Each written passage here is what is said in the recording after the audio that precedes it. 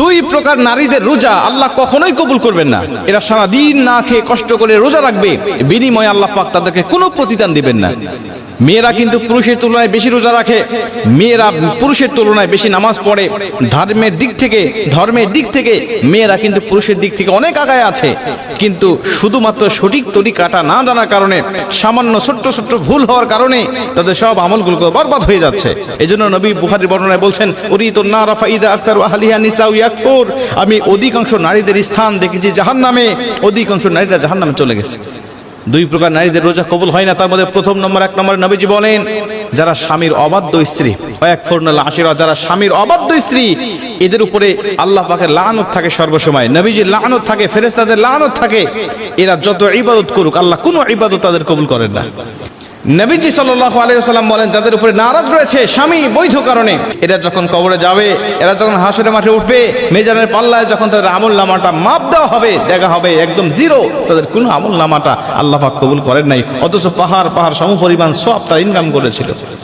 স্বামীর অবাধ্য হওয়ার কারণে নবীজি সাল্লাল্লাহু আলাইহি ওয়াসাল্লাম বলেন, কোনো স্বামী যদি স্ত্রীকে একান্তভাবে পেতে চায়, কিন্তু স্ত্রী যদি তার স্বামীর ডাকে সাড়া না দেয়, আল্লাহ পাক সারা রাত ফেরেশতারা তার উপরে লানত করতে থাকে, আল্লাহ পাক লানত করতে থাকে। এজন্য স্বামীর কথা শুনতে হবে। নবীজি বলছে স্বামীর গুরুত্ব কত বেশি যদি কোনো মেয়ে জানতো।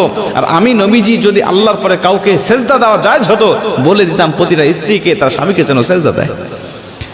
মুসলমান ভাইরা আমার, দুই নম্বরে নবীজি সাল্লাল্লাহু আলাইহি ওয়াসাল্লাম বলেন, ওই সমস্ত নারীদের কোনো ইবাদত আল্লাহর দরবারে কবুল হয় না যেই সমস্ত স্ত্রীরা, যেই সমস্ত মেয়েরা বেপর্দায় চলাফেরা করে। আজকে রমজান মাস, দেখবেন মার্কেটে চলে যাবেন, রাস্তাঘাটে বিভিন্ন জায়গায় শপিং মলে দেখতে পাবেন অধিকাংশ জায়গায় বেপর্দা নারীর সরাসরি। বেপর্দা নারী নিজে গুনাহ করে, তার দিকে যে পুরুষ তারায় তাকায় তারও অগণিত গুনাহ উঠতে থাকে। এই জন্য বেগানা নারী শুধুমাত্র নিজে গুনাহ অর্জন করে তা নয়, অন্য পুরুষদেরকে গুনাহ অর্জন করায় সহযোগিতা করে।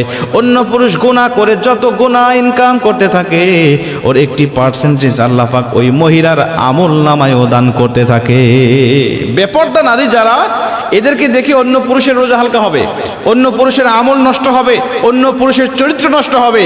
আর ও বেপর্দায় চলার কারণে আল্লাহ পাক তার আমল নামাটাকেও ঘাটতি করে দিবেন, তাকেও গুনাহ দিবেন, আল্লাহ পাক তার স্থানটাকেও জাহান্নামে করে দিবেন।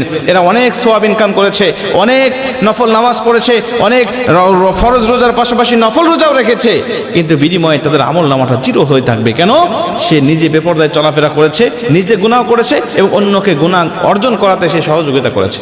এই জন্য আমি আপনাদেরকে অনুরোধ করব, যারা মহিলারা আমার আলোচনা শুনছেন, আপনারা অবশ্যই এই দুইটা বদ অভ্যাস যদি আপনার মধ্যে থেকে থাকে, আপনি এই বদ অভ্যাসগুলো পরিত্যাগ করেন। আশা করা যায় সারাদিন আপনি না খেয়ে কষ্ট করে রোজা রাখতেছেন, এই রোজাটা আল্লাহ পাক অবশ্যই আপনার কবুল করবেন। কিন্তু যদি এই অভ্যাসগুলো থেকে থাকে, নবীজির হাদিস অনুযায়ী শুধু সারাদিন না খেয়ে কষ্ট করতেছেন, বিনিময়ে